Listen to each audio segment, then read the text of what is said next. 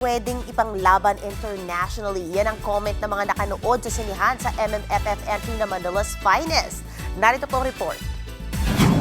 Unang araw ng screening, pero wag agad sa audience at reviews ang Manila's Finest. Bukod kasi sa napakagandang storyline, sinipagan din sa pag-promote sa sinihan na ito sa Mandaluyong. Ang cast sina Dylan Menor, Ashton Olviga at Tyke Sanchez. Napakatapas sila ng soundtrack na Sandalan.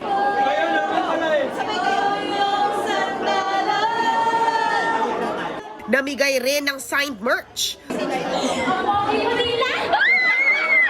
Dumalo rin sila sa block screening na kinarir ng fans with photo booth and patarpulin pa. In fairness naman, effective ang paandar ng cast dahil almost sold out hindi lang sa physical booth kundi sa online ticketing, ang Manila's Finest. Lahat ng pelikula talagang pinapalabas ngayon sa MMFF.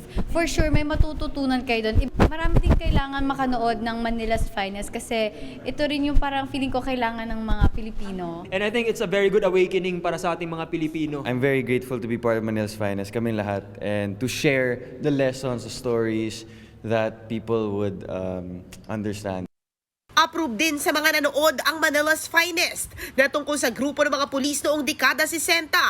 Hangang-hanga rin sila sa acting ni Piolo Pascual at kapatid Cedric Juan. Napakahusay, sobrang captivating, kahit yung mga sinasabi po nila ng mata-mata acting, parang nadala po kami doon. Lahat sila actually, especially si Cedric Juan and of course si Piolo. Ano ba bang masasabi natin kay Papa P? Napakahusay. May movie na, may nauwi pa raw silang aral sa pelikula.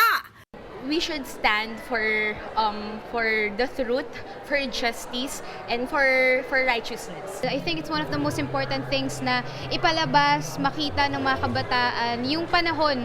To look back, ano yung mga pwede nating makita before, yung experiences na maybe may matutunan tayo mula doon.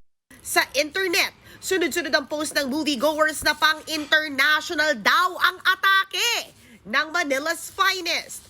Wish naman ng iba, madagdagan pa ang sinihang ipapalabas ang pelikula. Hatid ng MQuest Ventures, Spring Films at Signal, napapanood na sa 80 cinemas ang pinakamakabuluhan at napapanahong pelikula ng taon, ang Manila's Finest.